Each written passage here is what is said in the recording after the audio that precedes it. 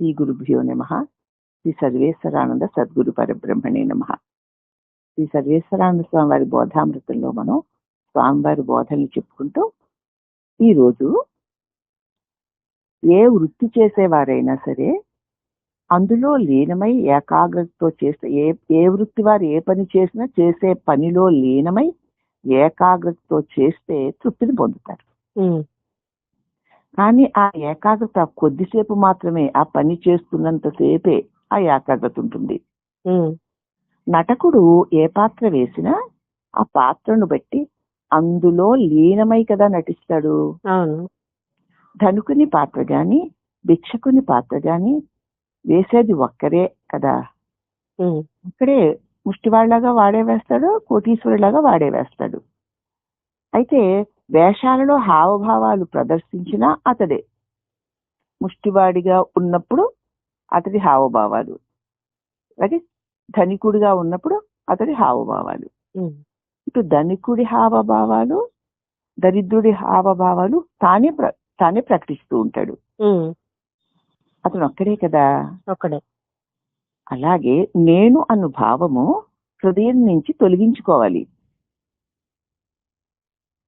ఈ ఆత్మ పంచభూతాలు కాదు. నేను అంటే ఆత్మ కదమ్మా.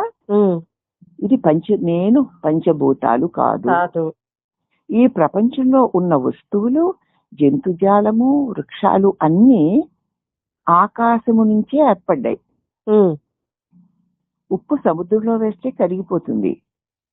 చూడ్డానికి వేరే కడికలాగా భిన్నంగా కనపడినా అది సముద్రంలో లయించిపోతుంది. సముద్రంలో నుంచి వచ్చింది కనుక. అదే సముద్రంలో అలలు బుడగలు అన్ని సముద్రం నుంచి ఏర్పడినవే. అలాగే కుండ మట్టి నుంచి ఏర్పడింది. అది మట్టి కంటే వేరు కాదు. ఆకారంగా తయారైనా అది మట్టే. అవును. బంగారు ఆభరణాలు బంగారాన్ని విడిచి లేవు. నామరూపాలే వేరుగా ఉంటాయంతే. అలాగే అందరిలో ఉండేది ఒకే ఒక్క ఆత్మస్వరూపము.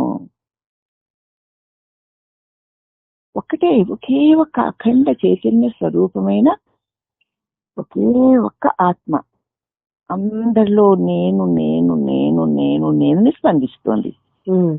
ఎవరు నేనన్నా ఆ చైతన్య స్వరూపమైన ఆత్మే.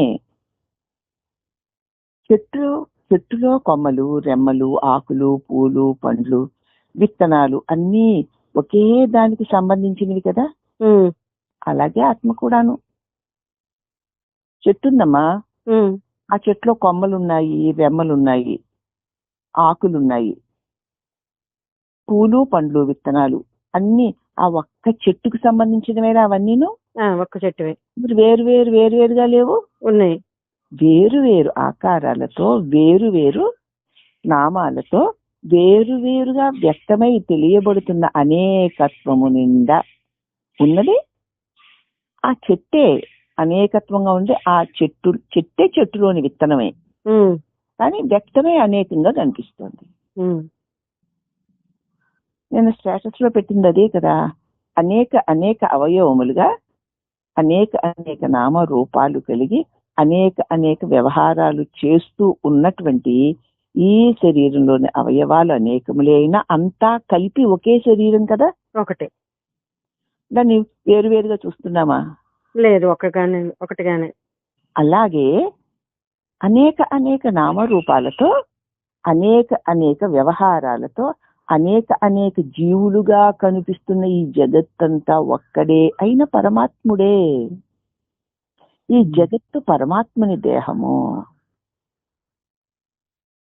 దేహం ఒక్కటే అయినా అనేక అవయవములతో, అనేక వేరువేరు నామరూపాలతో, వేరువేరు వ్యవహారాలు జరుగుతున్నను దేహం అంతా ఒక్కటే అయినట్లు అనేక జీవజాలముతో అనేక వ్యవహారములు జరుగుతున్న జగద్రూపములో కనిపిస్తున్నది అనేకముగా కనిపిస్తున్నను ఆ అనేకములు కలిగి ఉన్నటువంటి ఏకైక రూపము పరమాత్ముడే. ఈ దేహం నీకెలాగో పరమాత్ముడికి ఈ జగత్ అలాగా అంతే. కాబట్టి అలాగే అందరిలో ఉండేది ఒక్కటే ఆత్మ. చెట్టులో కొమ్మలు, రెమ్మలు, ఆకులు, పువ్వులు, పళ్ళు, విత్తనం అన్ని ఒకే దానికి సంబంధించినవై ఉన్నట్లే ఈ జగత్తులో వేరువేరుగా ఎన్ని ఉన్నా అవన్నీ ఒకే ఆత్మ అయి ఉన్నది. సరిపోయిందా? దేహము ఒక బాడుగి ఇల్లు వంటిది. ఇంటిలో ఉన్నంత వరకు ఇంటిని శుభ్రంగా ఎలా ఉంచుకుంటామో అలాగే ఈ ఉపాధి ఉన్నంత వరకు మనస్సులో ఏ సంకల్ప వికల్పాలు లేకుండా చూసుకోవాలి. ఇంటిని నాది కాకపోయినా నేను ఇంటిని శుభ్రం చేసుకుంటున్నట్లు మన మనస్సును కూడా ఎప్పుడు శుభ్రం చేసుకుంటూ ఉండాలి. అవసరం లేని అక్కర్లేని సంకల్పాలు, భావాలు లేకుండా ఎప్పటికప్పుడు శుభ్రం చేసుకోవాలి. మనసుని శుభ్రం ఎలా చేసుకోవాలి అంటే నానా రకాల వికారాలతో కూడా సంకల్పాలు లేకుండా చేసుకుంటే మనసు శుభ్రంగా ఉంటుంది. తన కర్మలు తాను చేస్తూ సుఖ దుఃఖాలకు, మానవమానాలకు, ఆపదలకు, సంపదలకు ఏమాత్రము లొంగక తాను సాక్షిగా ఉండి చూస్తూ ఉండాలి. ఎందుకంటే అవి ఎలా వస్తూ ఉంటాయి, పోతూ ఉంటాయి. సుఖం వచ్చినా దుఃఖం వచ్చినా ఉండదు. మానవము అవమానము కూడా అంతే. సంపదలు ఆపదలు కూడా వస్తాయి. ఆపదలు వస్తే అల్లాడిపోకు, సంపదలు వస్తే ఉప్పొంగిపోకు, ఏవి ఉండవు అని తెలుసుకుని అవి వస్తున్నాయి, వెళుతున్నాయి, నేను వాటిని అన్నిటినీ తెలుసుకునే సాక్షిని అని చూస్తూ ఉండాలి. నిరంతరము గురునామస్మరణ చేసుకుంటూ గురుదేవుని ధ్యానిస్తూ ఉండాలి. గురువు అంటే పంచభూతాత్మకమైన శరీరం అనుకుంటున్నావేమో, కాదు. గురువు అంటే పరబ్రహ్మ, నీలో వెలుగుతున్నటువంటి ప్రకాశం, ఆ జ్ఞాన జ్యోతే గురువు. కాబట్టి నిరంతరం గురునామస్మరణ చేస్తూ గురుదేవుణ్ణి ధ్యానిస్తూ ఉండాలి. తాకివాడు తాను చేస్తున్న పనిని సక్రమంగా చేయాలి కదా. పనికి ఉచ్చనీచాలు ఏమీ లేవు.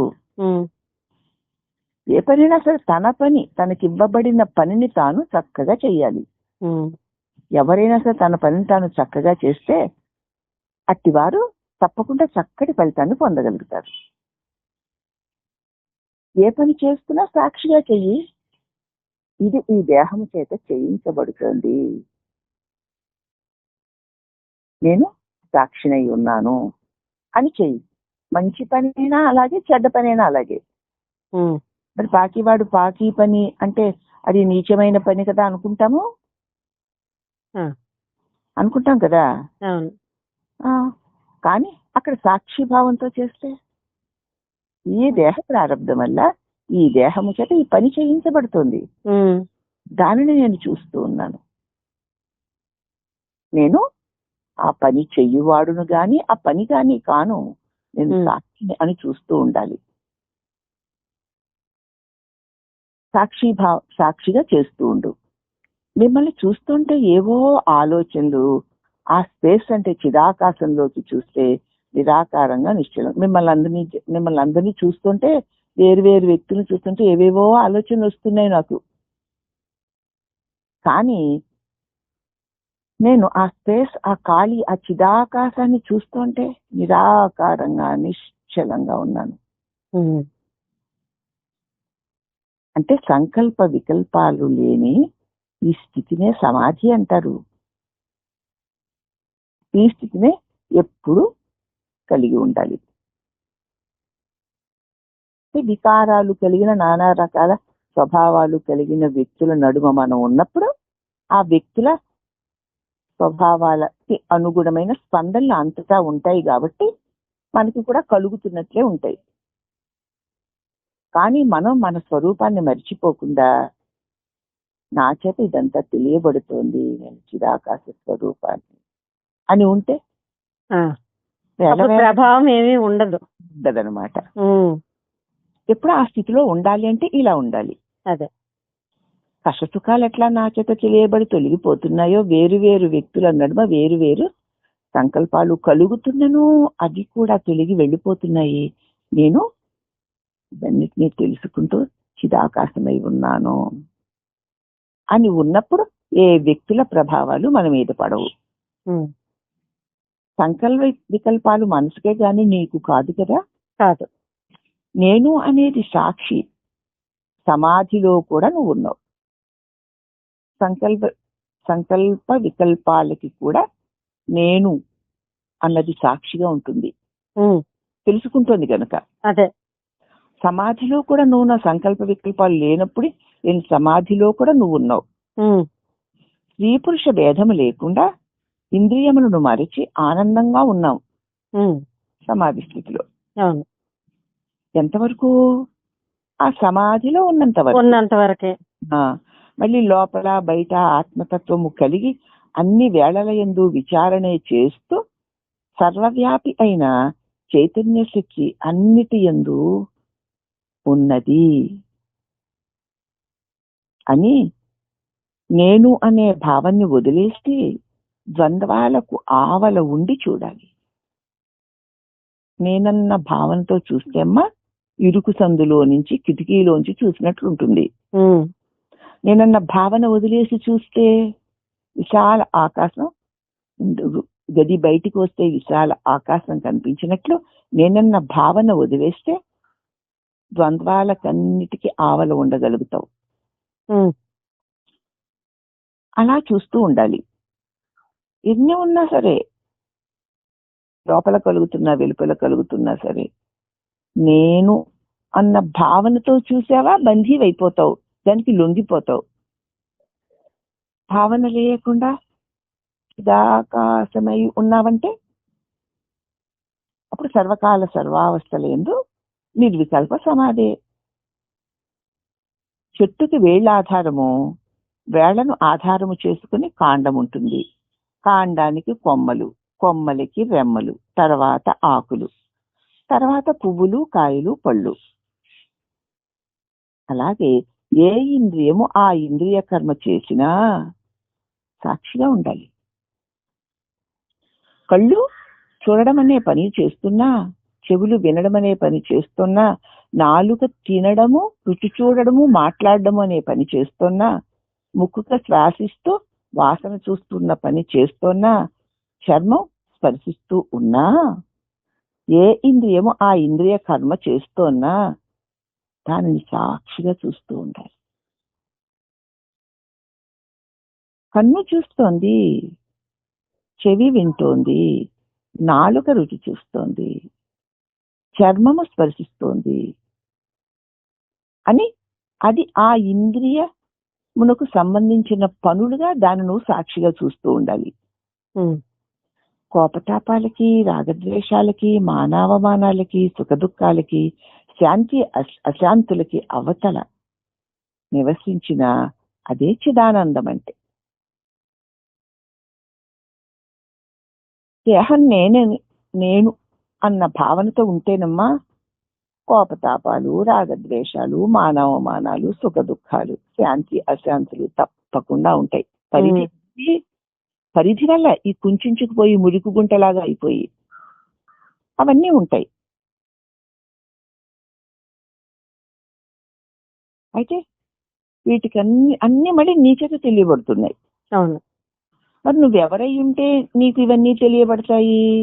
తెలివై ఉంటాయి. నువ్వు చిత్స్వరూపానివై ఉన్నావు. కాబట్టి నేను చిదాకాశాన్ని, అఖండమైన చిదాకాశాన్ని నేను నాయందు ఇవి ఊరికే అలాగా తెలియబడుతూ కాసేపటికి తొలగిపోతున్నాయి అని మాటి మాటికి చిదాకాశముగా నివసించుటయే చిదానందం అంటే. గురుకృప వల్ల మాత్రమే ఈ స్థితి మనకి లభిస్తుంది. గురువు దానిని తాను అనుభవించి తన అనుభవించిన జ్ఞానముతో మనకి చెప్తాడు గనక దానిని నేను అనుభవించాలన్న ఆర్తితో నువ్వు వింటే అది నీకు కూడా సొంతమైపోతుంది.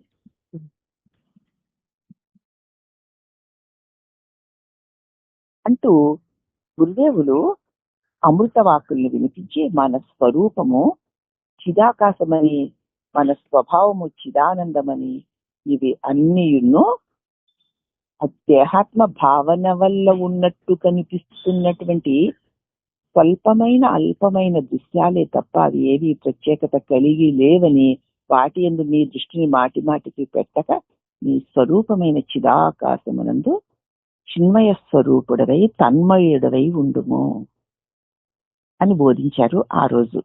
ఆ తర్వాత కాసేపు అందరి చేత భజన చేయించారు స్వామివారు. భజన ఎందుకు అంటే, భజన అంటే ఏమిటి? ఒకే దానిని మళ్ళా మళ్ళా మళ్ళా మళ్ళా పలకడం. అప్పుడు ఏమవుతుంది?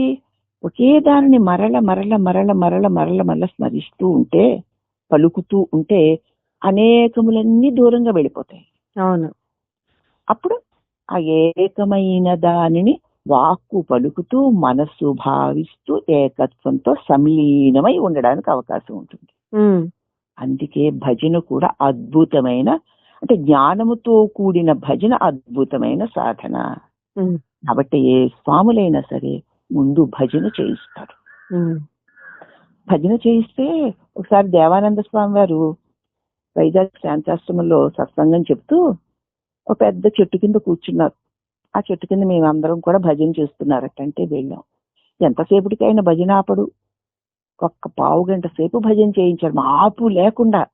గబగబ గబగబ గబగబ ఆయాసం వచ్చేదాకా చేయించారు. చేయించి చేయించి చేయించి ఒక్క క్షణం మౌనంగా ఆగిపోయారు. ఆ తర్వాత నెమ్మదిగా స్వామి అన్నారు, దేవానంద స్వామి, స్వామి శివానంద శిష్యులు ఆయన అన్నారు, ఇంతసేపు భజన చేశాం కదా, చూడండి మన చుట్టూ ఒక మౌనము ఒక నిశ్శబ్దము ఎలాగ ఆవరించి ఉందో. మనం భజన చేయకపోతే లోకం యొక్క రణగొణ ధ్వనులు వచ్చి మన ఈ సత్సంగాన్ని పాడు చేసేస్తాయి. భజన ఏం చేస్తుందంటే లోకపు రణగొణ ధ్వనులను దూరంగా నెట్టేసి నీ వాక్కుని మనస్సుని ఏకచింతన మీద నిలిపి నీ నిజమైన మౌనంలో కలిపింది. ఇప్పుడు చూడండి ఎంత నిర్మలంగా ఉన్నామో మనం. అలాగే భజన వల్ల చెట్టు మీద పిట్టలన్నీ గోల గోల చేస్తున్న చెట్టు మీద పిట్టలు నువ్వు తప్పట్లు కొడితే ఎగిరిపోయినట్లు నువ్వు భజన చేస్తూ ఉంటే నీ బుర్రలో ఉన్న చెత్త ఆలోచనలన్నీ ఎగిరిపోతాయి. అప్పుడు నువ్వు నిశ్చలంగా నిర్మలంగా స్వామి చెప్పిన బోధలో నీ మనసు ముంచి సారాన్ని తీసుకోగలుగుతావు. అవును. అందుకే భజన చెయ్యండి అని స్వామి చెప్పారు. ముందు ఎంతసేపు భజన ఆపకపోతుంటే ఏమిటి ఇంకెప్పుడు చెప్తాడు అని అనిపించింది నాకే. నిజంగా నా భావమే చెప్తున్నాను. చేసి చేసి చేసి అలసి ఆగిపోతే లోకమే తెలియని నిశ్చలమైన నిశ్శబ్దం. అవును. ఆ నిశ్శబ్దం తర్వాత స్వామి మృదు మధురంగా చెప్పేది. చూడు ఇప్పుడు ఈ అనుభవం భజన ఎంత మహిమ చేసిందో చూశారు. అందుకే స్వామి కాసేపు ఆయన చెప్పిన బోధని ఆ నిర్మల శాంతమైన చిదాకాశంగా మనం ఉండడానికి అందరి చేత భజన చేయించారు. కాబట్టి మనం కూడా సాధ్యమైనంత వరకు భజన చేద్దాం. భజన చేద్దాం అంటే తప్పట్లు కొట్టమంటారా అని కాదు. భక్తుడి కాసేపు నామం పాడు, మనసుతో కాసేపు నామం చేయి. అప్పుడు లోపల ఉన్నటువంటి చెట్టు మీద పిట్టలు చప్పట్లకి ఎగిరిపోయినట్లు ఈ మనసులో ఉన్నటువంటి ఏదో వ్యతిరేకమైన తలంపులు కాసేపు దూరం అయిపోతాయి. అలాగే నీ నామ స్మరణ చేత నీ చుట్టూ ఉన్న వాతావరణం కూడా పవిత్రం అవుతుంది. అప్పుడు నువ్వు నీ స్వరూపమైన పరమ మౌనంలో సదాకారాన్ని పొంది ఉండగలుగుతావు. ఇవి అందరికీ ఇంట్లో వాళ్ళందరూ సహకరించరు. నిజంగా అందరూ సహకరిస్తే సాయంకాలం పూట అందరూ చక్కగా కూర్చొని జపం చెయ్యొచ్చు, కాసేపు భజన చెయ్యొచ్చు, కాసేపు జపం చేయొచ్చు, కాసేపు ధ్యానం చేయొచ్చు. మన ఇంటిని దేవాలయంగా చేసుకోవచ్చు, మన ఒంటిని గర్భాలయంగా చేసుకోవచ్చు, లోపల పరమేశ్వరుని ప్రతిష్ఠ చేసుకోవచ్చు. అటువంటి దివ్యావకాశాన్ని మనకి భగవంతుడు కలిగించాలని కోరుకుందాం. సద్గురుదేవుల కృప వల్ల ఆయన చెప్పిన సాధన చేసి మన నిజమైన చిదాకాశానికి అడ్డుగా వస్తున్నటువంటి ఈ భావనలన్నిటినీ ఈ పూజనం జప చింతనం క్రమాత్ అన్నట్లు భజన చేస్తూ జపం చేస్తూ ధ్యానం చేస్తూ తొలగించుకుని మన స్వస్థితిని, చిదాకాశ స్వరూపాన్ని, చిదానందాన్ని మనం అందరం పొందాలని స్వామి వారు మనకి ఈ బోధన అందించారు. ఈ గురుదేవుల బోధన మనం ఆచరించి జన్మని ధన్యం చేసుకుందామమ్మా. హరి ఓం నమః.